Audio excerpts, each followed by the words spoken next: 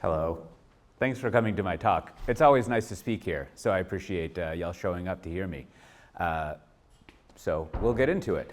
Well, what I want to go over is I'm always, I do other things in my life, but occasionally I'm interested in where workloads or applications are running across data centers and public cloud, whatever private cloud may be. As we'll encounter, there's some people who would call it dedicated cloud, which I think says more about your dedication to it, not its dedication to you. So what I want to go over here is my most recent sort of traipsing around, kind of stumbling around into various metaphorical rooms to figure out where the workloads are between public and private cloud. Because of course, as we all know, everything runs in public cloud, and it's the best there is. So of course, that's all we ever talk about. That's a little bit of the conclusion that we'll get to. But before we get into that, I just want to have just a bit of a content warning here that there's not really any demos or any things like that. And in fact, I'm pulling a lot of information from industry analysts, financial analysts, management consultants, and yes, even commissioned vendor work. So if that's something that you don't like, I know a lot of people get upset about that kind of stuff. I just wanted to warn you before I jumped into it. Also, I'm going to be using the phrase ROI at one point. So hopefully you've taken your medication if that's an issue for you. So this is something that comes up a lot when you talk about how much cloud is there out there. What's the progress that we're doing? How much stuff has been moving to cloud since? Depending on how you count it, I think when I go look this up, I think about when Amazon S3 was launched, and that was like 2005 or something. I think you could probably count something else, but that's a good beginning point. And for some time now, I think if you were going to ask any sort of public cloud person or cloud person like where we are, you often hear, I mean, this is my joking phrase of it, but they'll say something like, we're early in it, we're early into the first inning of the cloud marathon, or we're a few steps into a 10K, things like that. And so, you kind of track this over the years, going back, I'm sure it was earlier, but at least to 2010. You can see Peter Ulander up there, then at cloud.com. And, I don't think he was the origin of this. There's only so much Google and the AIs can do as far as researching. I don't have access to that new deep research thing, so maybe I'll run it through there and have it find that for me. But you can see that over the years, we've continually been in this first inning of cloud. Don't worry, I'll get into what an inning is if you're not sure about that. And then it kind of has evolved over the years all the way up to the present, where there was a moment where we were running a 10K race, hence the marathon, not really an inning. So I don't know what happened that year. Maybe there was something wrong at the stadium.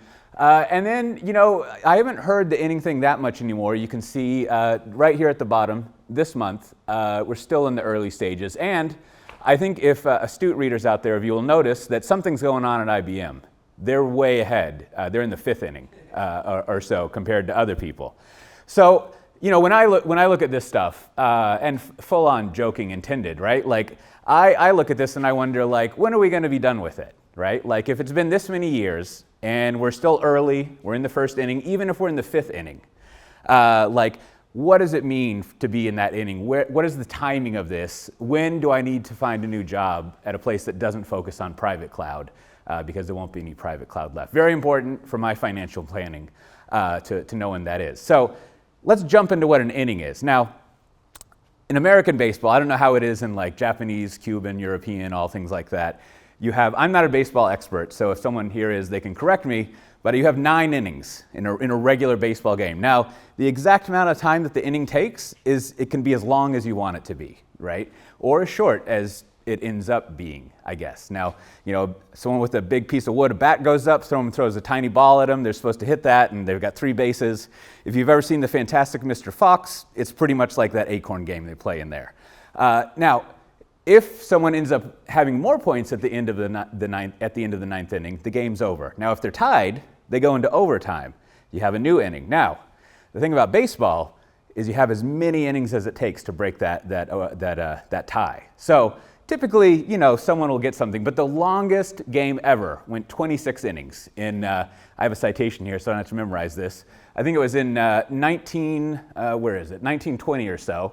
between, what was the name of it? Between the then Brooklyn Dodgers, which hopefully that doesn't get anyone all upset about the Dodgers, and then the Boston Braves. I don't remember those teams, I'm not quite that old. So they went 26 innings. Now, I looked this up in Wikipedia because I'm a responsible researcher. There have been several games that have gone like 24, I think even one that's 25 innings, but this is very rare for something to go 26 innings. So to give you a sense of how, I tried to ask around to see how, so is the first inning faster and then it accelerates towards the end? Are they all averaged out? Like, what are we looking at as far as how long innings are? And there were a couple of baseball nerds who basically just shrugged their shoulders at me and told me it was a great game and they enjoy it.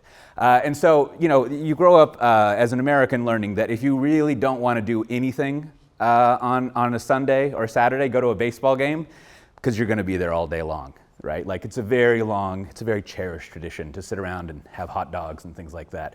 So it lasts a long time. Now, like I said, I need to figure out when this private cloud thing evaporates, because so far, we're in the early inning, I'm doing great. Things are going to pan out for me. So I thought I'd make some charts. Now, like I said, I tried to figure out how long innings are, if there's some CAGR you apply to them, and they accelerate as things go on, if they slow down. Also, I don't really know how math works, even though I can do spreadsheets. So I've made a few assumptions here, and I might get some input. I know there's probably some observability people here who know how stuff like this works. But what I thought I would do is chart out, let's do some really simple stuff of let's assume that the rate of innings maintains and is the same, right? And I would say, as you saw, we're beyond the first inning, we're in the early innings. Now, if you've got 9, I'm kind of going to round this up to 10 because I can't think in base 9. Why would you, I guess? But my assumption is that if we were halfway through, you would say, we're halfway through. And that would be inning 5 or 4, right? Now, if we were in the first inning, you would say first inning. And if you were in the early innings, to me, if you said 4 in a 9-inning thing, that's more or less the middle, so you'd say middle. So to me, that means that if we're early, we're probably in inning 2 or 3, right? And so that's kind of where I settled on for where we are currently. And as you can see, depending on if you've got a constant rate of innings, if I have another model here where I thought what if the innings end up reducing by half in speed, just a few different ways of putting that. And then of course I put in the IBM baseball game, who they say we're more than halfway done, so you can see when we'll be done with them. So depending on the rate at which you think innings are going, and if we're in the second or the third inning, you can see that we either have until 2027 or 2068 before we're done with public cloud. So you can put that in your Grafana or whatever and figure out how to project that forward. So before we go on, I'll introduce myself. I'm Cote.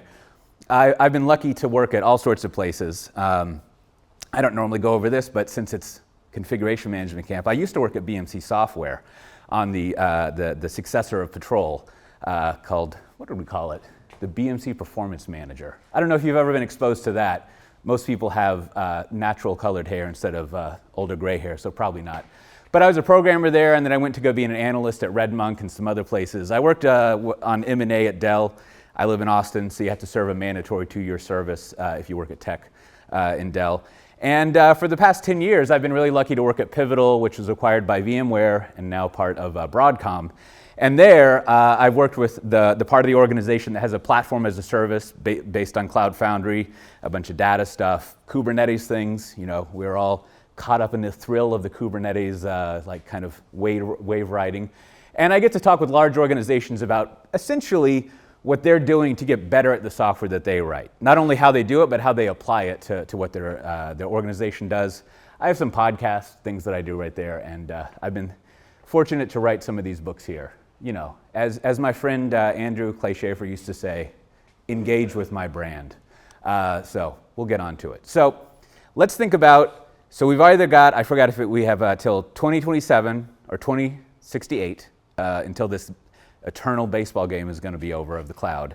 I think the first thing that's interesting to ask is, okay, so where are the apps? Kidding aside about my baseball inning thing, let's try to get a survey of where apps are running, what type of cloud they're running on. And I just want to note here why I ask this question is usually when you read coverage of public and private cloud, what you read is revenue. What you read is money being spent on it, right? Which is interesting especially if you work at a company that's getting that money.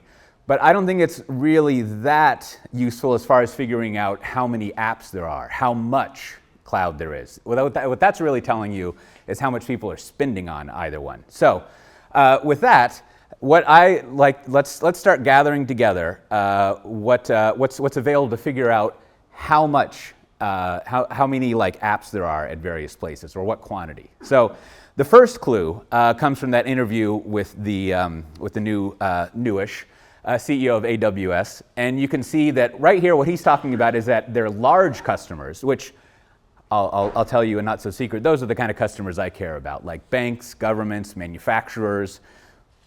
Someone I think in the previous talk called them megacorps. I love those megacorps. They're the people that I mostly focus on and like. So you can see here that what the AWS CEO is saying, and I presume this is kind of representative of the other major cloud vendors, is anywhere like at their large customers, like they have only about 10 to 40% of their workloads in public cloud. I should have put some of those square things there, right? So this kind of gets us a sense of like, that's a big spread, first of all. If I can do the math correctly, that's 90 to 60% are running on premises in their not cloud. So this starts to get us a picture of like, at a large organization, from the vantage point of AWS, how they think about how much is in public versus private cloud, which is good. Now, this is really the chart that got me thinking about all of this several years ago. So this is from a Benedict Evans annual, on our podcast we call it his Slides Benedict, where he has a gigantic presentation where he collects together slides that kind of like, if you remember Horace Dediu, he was the master of this, and then Mary Meeker kind of took over that mantle. And they go through like 80 slides to kind of make some points about what the current trends are. Now, this one, he's not really focused on cloud, but it's a good one anyways. Now, I've tried to track down the source, and I haven't found it yet. So Benedict seems pretty trustworthy. That's what I call him, Benedict. And so I'm going to go with that it's true. Now, what's interesting about this chart is, well, there's a lot, but you got to pay attention to these two lines and what they're saying. Now, the red line is they surveyed all these CIOs, right? And since I can't find the original thing, I assume these are probably US CIOs at large organizations, like what Goldman would care about. And you can see that the red line says how many of your apps, whatever you want to call them, are in public cloud now, right? And it goes all the way back to December 2014. I assume that's not 1914.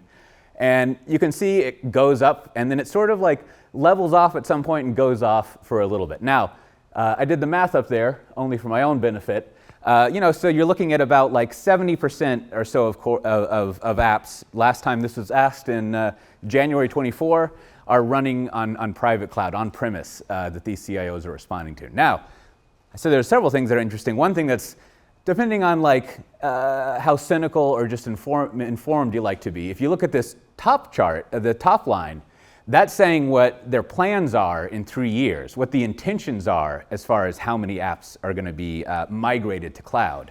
And what you see here is it kind of, it starts going along, but it also levels out, right?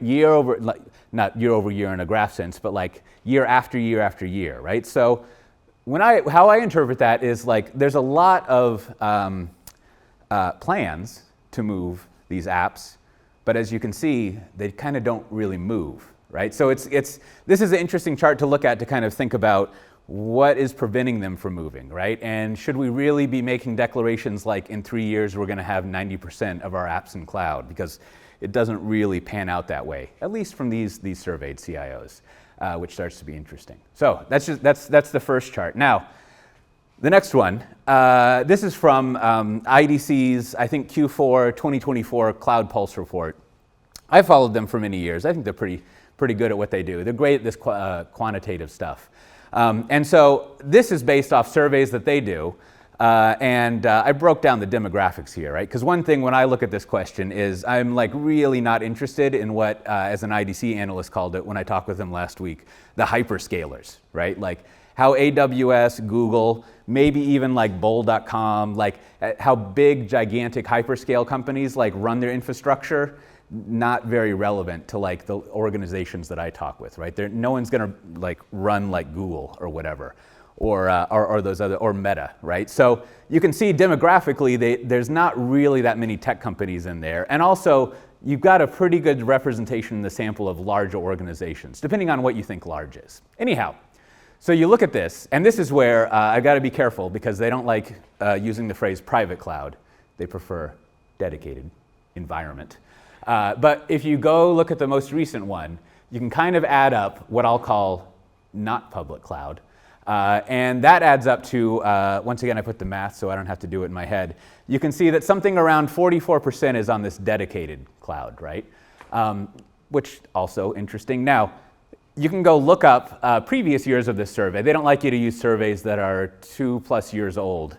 Not really sure why. If it was good 2 years ago, should be good now, but that's fine. But you can get like further history back. And if you were someone who didn't mind getting permission to use IDC things, you could put together a longer year chart year after year, kind of seeing something similar to that Goldman one that we got, which I think is would be fascinating to look at. So we had something like the Goldman thing, way crazy down, like way different than this. Now we realize 70%. Here we've got IDC saying 44% is on private cloud. I'll let you do the math to figure out the public cloud part.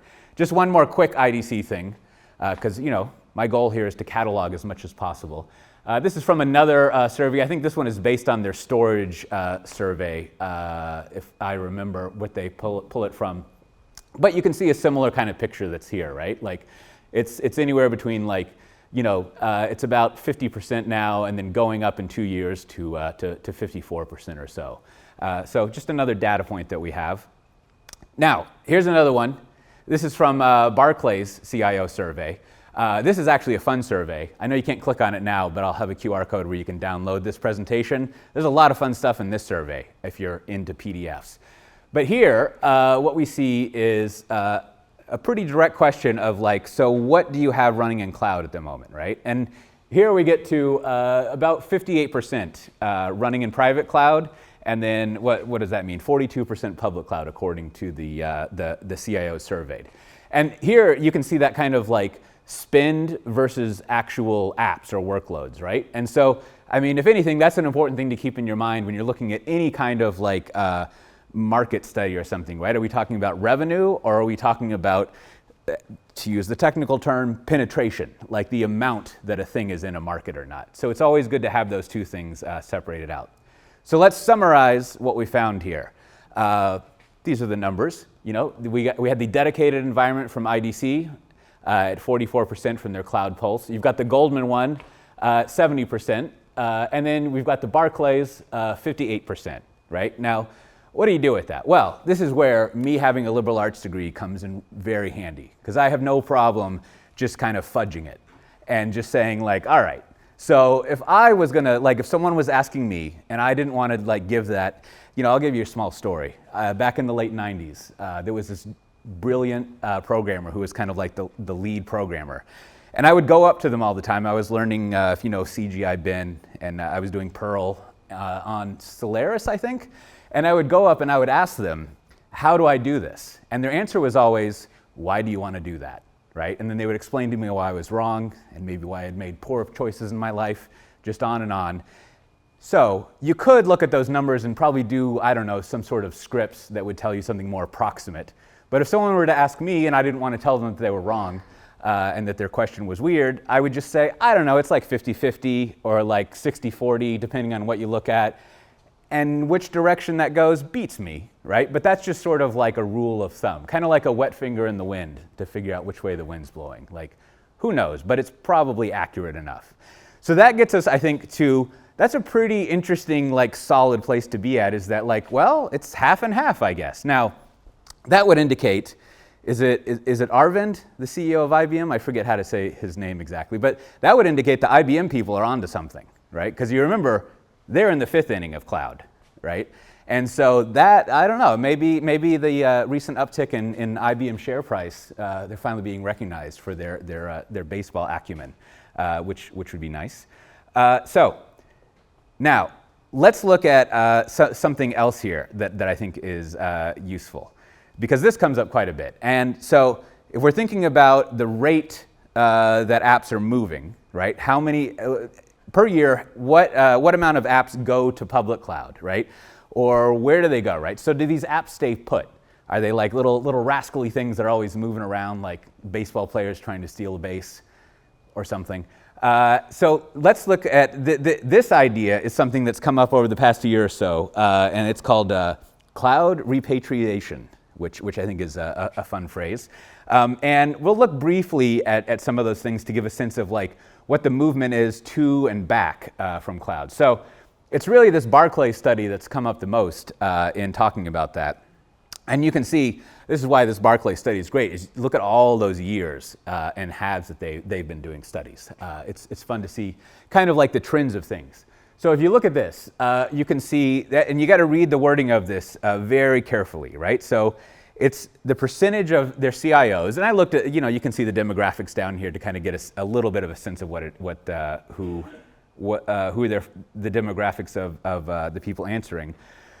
But it's asking, so are you planning to move any apps back to private cloud, right? So when you look at a lot of surveys like I do, you always read a question over and over again to kind of get a sense of it. So if you remember the revenue versus usage kind of distinction, here's another important distinction to make is they're just asking, are you going to do at least one app, right? This isn't like, are you going to do 50? So this percentage is just like, whoever answered that question was like, I have at least one app out of potentially thousands that I'm going to move back to private cloud. Now, it could be a lot more, as we'll get into, but the point is, and that's why, the reason why it's great to have multiple years is you can kind of see the trend of people thinking more and more about it, right? So this idea that we would be moving apps back to private cloud has been increasing in interest, and there's, it's a thought that people have, which I think is interesting. And you can see plans, I guess they've done the kind of math that I would do for myself, but they've done it for us.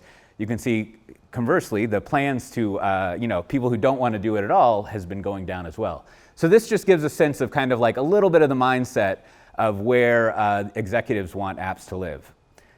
Now here's another chart. This is another good study that Rackspace put out. Now, as far as biases, because that's always the first thing you think about with charts, Rackspace is in an interesting position, right? Because they kind of would like you to be more or less private cloud that they run, like an MSP, a dedicated environment, but they probably are also happy to manage your apps wherever they may be. And so, like, really, they don't necessarily care where the apps may be. So, they're not just sort of making stuff up here. But again, it's good, as I've highlighted, to read the question that's being asked.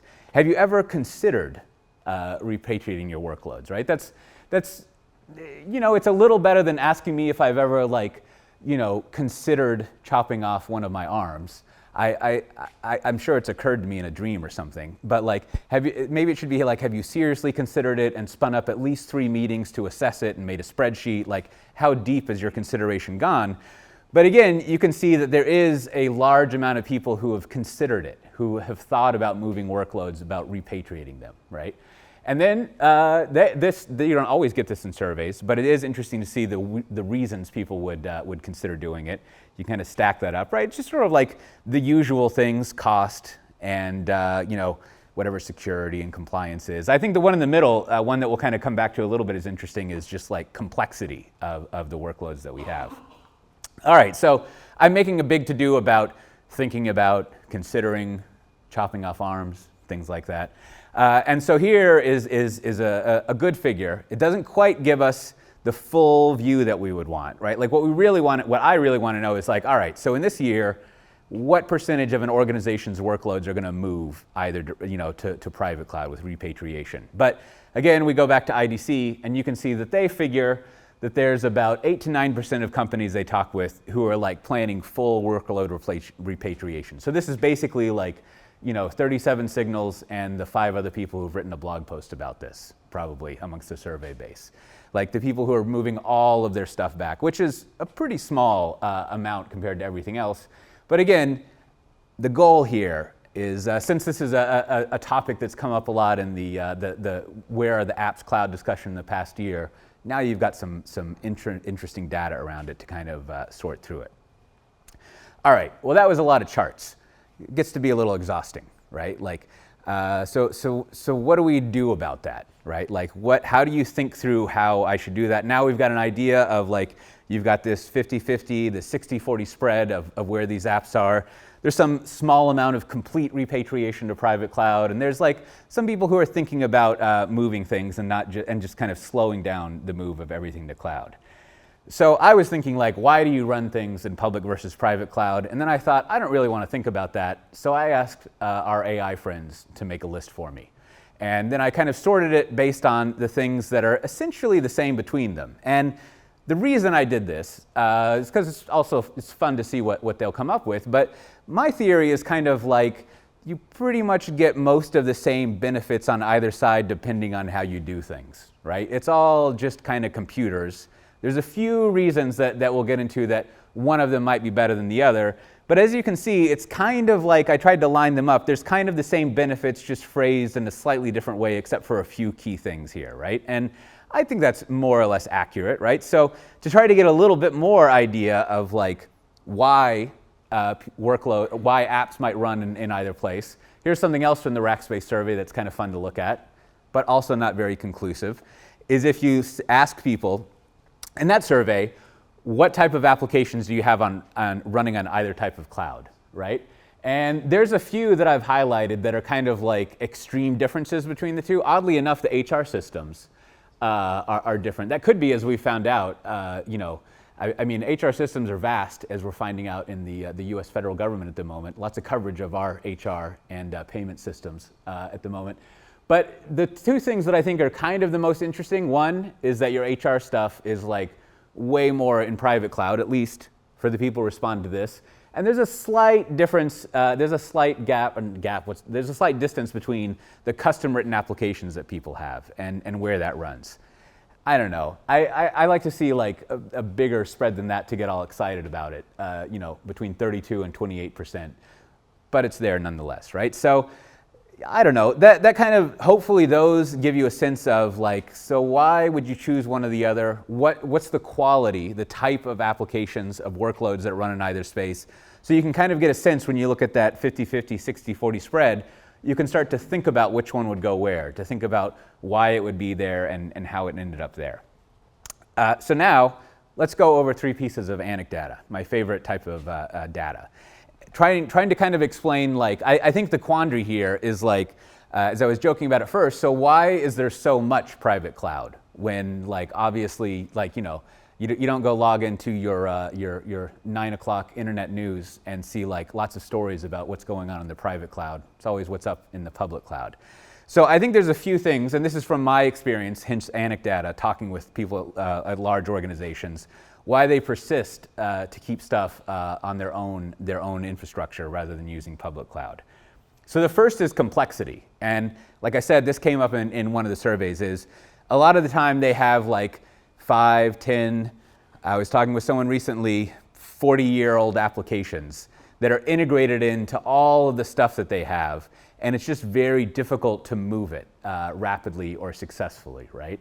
And it kind of just keeps weighing down. And this is probably a lot of what you see in that Goldman survey, where there's lots of intentions and desires to migrate to cloud, but it's just kind of sticky because this complexity weighs you down. And maybe it's also why repatriation stuff is slow, or could be slow too, because these are oddly enough public cloud architectures, which also get very complicated, right? Like if we've learned anything from microservices, is that it makes your architectures very complicated and perhaps difficult to move. It's, I hadn't thought about it till now, but maybe that was a unintentional point of stickiness of cloud architectures, that it would be difficult to move these things, which is fine. But I think that's something to bear in mind a lot, is if you're planning on figuring out where these apps are going to be, the workloads are, you want to get an idea of how complicated they are, how they're built in to the rest of your system or not,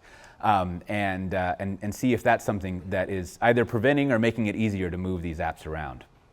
Now, here's something from my former place. They were purchased by someone else, and now they're called S&P Global Market Intelligence. They used to be called 451 Research, which seemed cooler, because their whole theory when they came out in the 90s is they were going to fax around their research. And 451 is, of course, the book Fahrenheit, where you burn paper. And so they were very clever about their naming there. There's a joke for you. Maybe someone can update Wikipedia. But you can see a survey they asked here is, so when you are taking those applications and modernizing them, where do you end up moving them? Like, what do you end up moving them to a different set of infrastructure, keeping them where they are? Like, what do you do when you modernize an app? And this is one of those questions where I think they're allowed to pick as many as possible. So it's not that like useful as far as like figuring out the totality of something. But you can see that when you do modernize an application, many times you're moving it to public cloud, right? Which would make sense. If you're re-architecting it and redoing it, you've got a chance to move it to whatever type of infrastructure you want. But you can see that the top one here is that most people just modernize it in place. They might modernize the code, the architecture, but they leave it where it is, right? So they don't necessarily move it every time they modernize it. So the point of interest of this chart is to think, all right, so like what are, one, the patterns of modernizing apps, and two, where, like, what are the, not necessarily chances, but like, what are people thinking about as if where they put it or not, depending on if they retire it or, you kind of go through the 7 R's of modernization. Now, the other thing that comes up all the time, of course, is data gravity. I didn't know how to illustrate that, so I pretended like the data had fallen to the ground. So there it is. But that is something, especially nowadays with AI stuff, that's come up again. It's just like, oh, we've got all this data, and we don't want to move it around. That's probably something, right? Like, it does seem like a legitimate thing to say, we have a huge amount of this data that we have, not to mention all the regulatory and security things, and we just haven't figured out how to move it, other than maybe like having a truck of hard drives come to our place and move it there.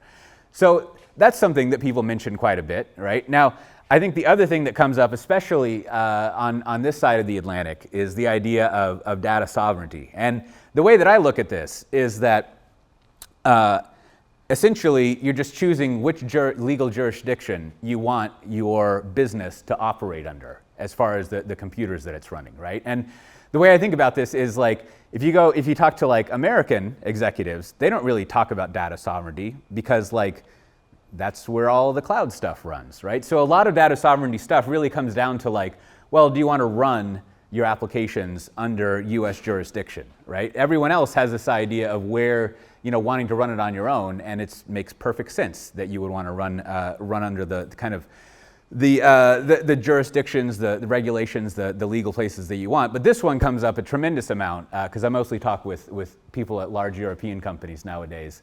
And that certainly is something that they get very interested in, not to mention if they're like global organizations operating in all sorts of geographies, right? So here we are.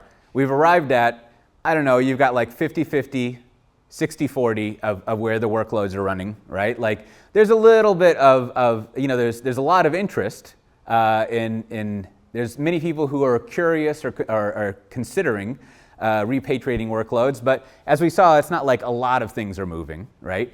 And there's a few reasons why this kind of like this 50-50, 60-40 spread might kind of maintain or be slowing down like we saw in the Goldman chart, right? Like you've got your concerns of complexity and data gravity, regulations, things like that, right? So, one way of thinking through this all of that stuff is that now that we're in either the third or fifth inning of cloud, right? All of the, as they say, low-hanging fruit has been rounded up and like shipped off to public cloud.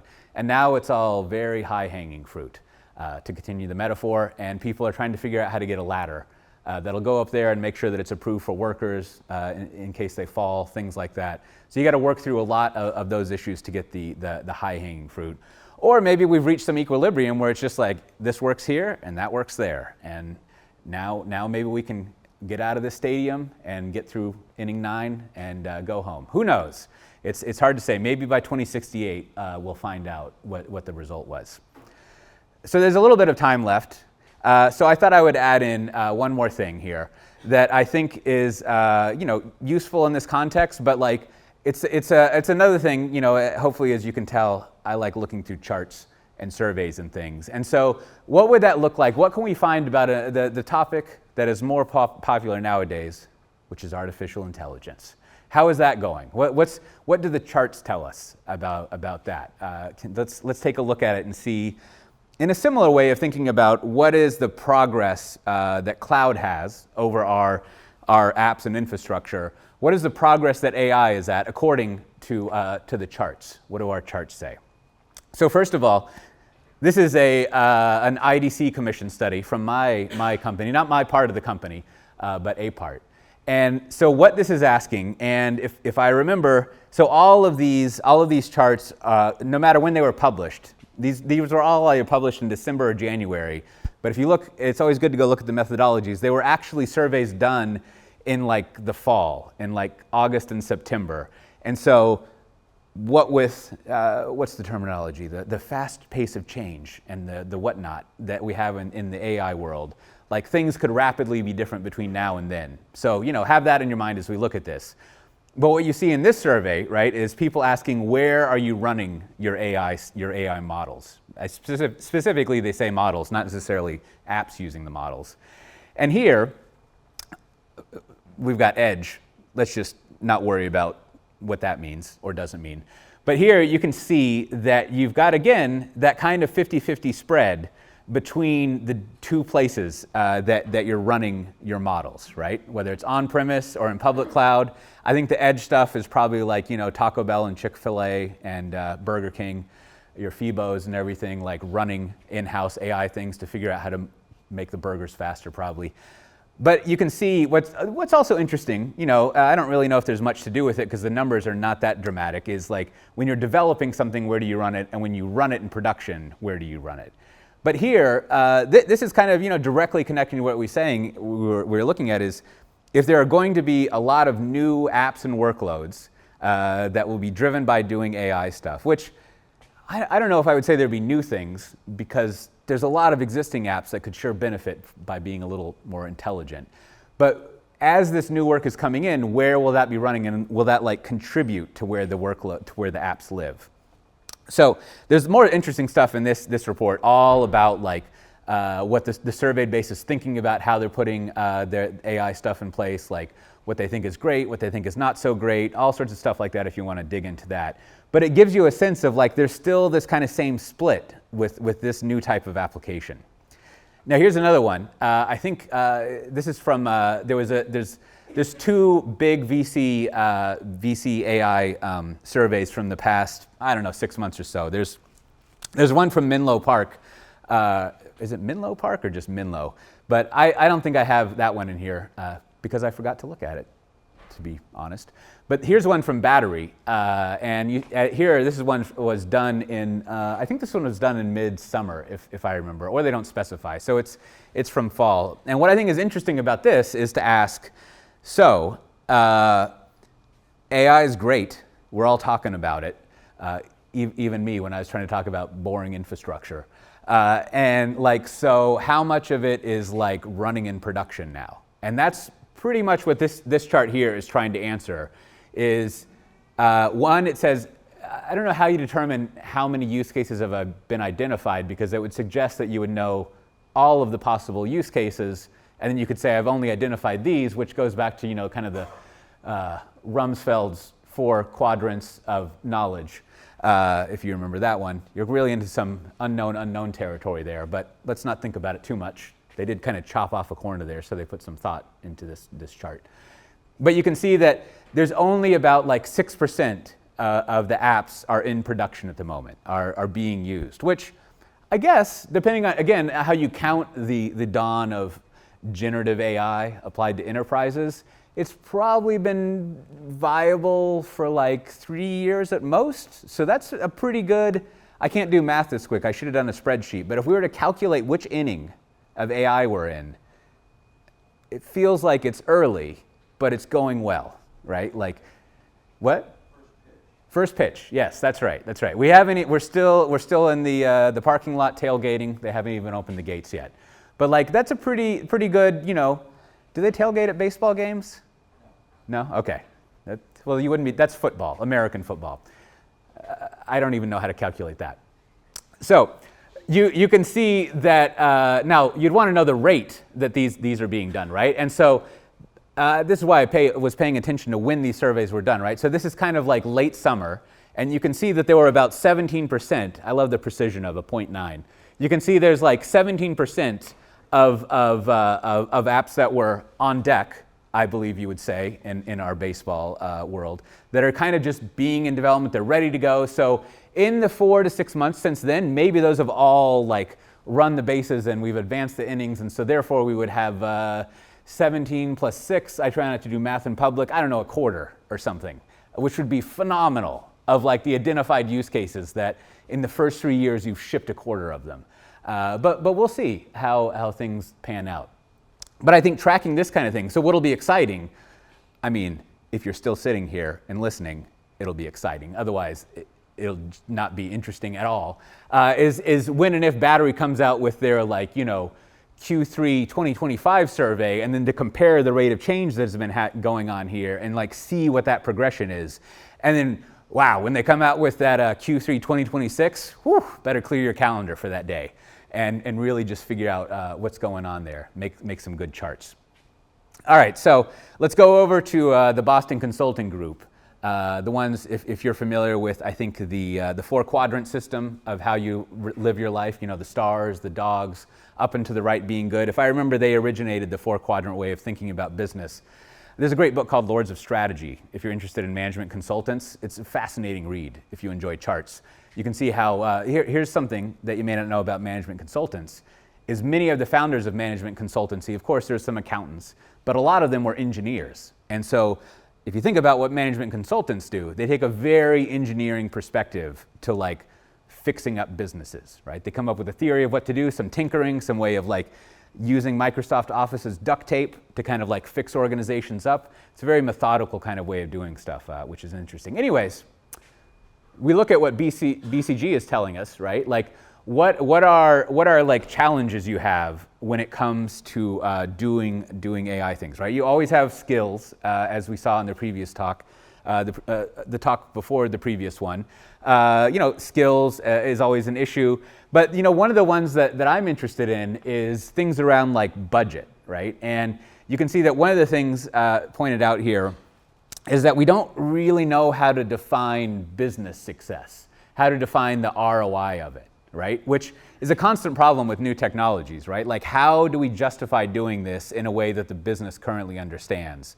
And these are the kind of barriers, if you look through all of them, that, you know, a lot of them are common to any type of new IT, but they're the kinds of things that, you know, we'll need to sort out if we want to get beyond, if we want to get up to that quarter of AI apps in production, you know, things like that. So this gives us a sense of the barriers that people have. Now, this is another fun one, and then there's only one more thing that I mentioned, and that is, so let's go back to the Rackspace report, and then we're going to bring in a whole new firm, Deloitte, if you know those folks. This chart here, as we'll get into, is a very confusing chart. I don't even know if I understand it quite right, but it's a good study in chartology. Over here, much more basic chart. Why they only chose the top 2 things, I'm not sure. Maybe they had room on the page, but I guess not enough. But what you see on, what would that be? Your left side is per industry. Amongst the survey base, they asked them, what type of application are you doing? Are you using AI for? Or kind of like what part of your business are you using it for? And this, I was talking with some people yesterday about how like my whole thing, one of the things I ponder about AI is like, what do you use it for, right? Like other than the obvious things, like what parts of the business are you using it for? What would I be using it for? So here you can get a little bit of a sense of like the top 2 things per industry that people say they're using AI for, which is kind of like a nice strategic thing to kind of guide what you might be thinking using it for in your industry. Or you could be like, you know, crazy out of left field person, just like go to the bottom of the list and see what no one else is focusing on and do that. But I think it's an interesting thing to look through. There's several surveys like this. You know, seems like every quarter Google posts like the 400 uses of AI people are doing with Google, so you can see some exact cases. But I like to collect together what people are doing. Now, another way of approaching it is this aforementioned confusing chart. It's a big survey base. You see 2,773. Sadly, they couldn't get 2 more people to have a more rounder number, but I guess they were busy that day. But here, what they're trying to chart in true management consultant fashion is how much money is it making us, and is it sticking to the plan that we have, right? So they obviously didn't read Lords of Strategy because they don't know that when you have a chart, up and to the right is the good spot. And instead, if I'm reading this, they've made down and to the right the good spot, which is to say, projects over there in that category, they have above ROI expectations, right? So they're better. It's going better than planned as far as the return on investment that they have. And then projects that are further up to the left are like kind of disappointing on ROI delivery. Now that's as far as I got, spending about 30 minutes looking at this chart. Well, it's probably more like 10 minutes, but it felt like 30 minutes. Blue is below expectation, and it's up in the upper left. So I think the chart makes no sense. Right, but it has some fun information in it, so I think it's worth going over, right? And the other angle, thankfully, it's not like a three-dimensional chart, a bubble chart where the bubbles are different sizes, so we at least don't have to think about that. But you can also see the categories of things that are working, right? So cybersecurity, if only I had grown up in the security industry, always important, lots of money in it, no one ever questions it. It's just like you just coast through life if you work in security, it feels like. But you can see, customer service, strategy, supply chain, all that kind of stuff, and then marketing a little bit, and then it kind of like starts to fizzle out as far as the expected return that people were having. But again, you add this in with the other stuff, this gives you a sense of what people are, not only what kind of applications people are using AI for, but like if it's working out for them, right? In a business sense, like if it's making business sense for them to do it, if it has a good return on investment. So then finally, I've mentioned this several times, but I don't know, I'm just going to throw out a theory. We'll see if this applies. Probably the biggest barrier to doing AI stuff is going to be that ROI thing, figuring out what is the business case for it. Sure, that's a great idea, but like how is that going to make us more money? How is it going to make more money than we spend on it? Compared to the other opportunities that we have, like what is the ROI going to be for it, right? And as we kind of saw, it looks like, I don't know, it's about like, it's kind of like a glass half empty, half full thing, right? Like you could say, with 50% of them pay off, is that good or is it bad? Like what are we looking at as far as like the return on investment that we get and kind of the certainty that we have? Does it have to be a lot of them paying off or just a little bit of them? And I don't know, that's what I think will be fun to track is like, how are people doing the business cases? How are they modeling the return on it? How are they justifying the spend on it? And therefore breathing life into those projects. So thanks. That's been my review of charts about public and private cloud kind of usage. A little dalliance into, if that's a word. I made up a word for the title of this so I could make one up for the end, I guess. About kind of the state of AI in businesses and what they're doing. You can get the slides there, and if you like this kind of stuff, if you're looking forward to the Q3 2027 battery report on AI usage, you probably will like stuff I put in my newsletter as well. And thanks. It was fun talking with y'all.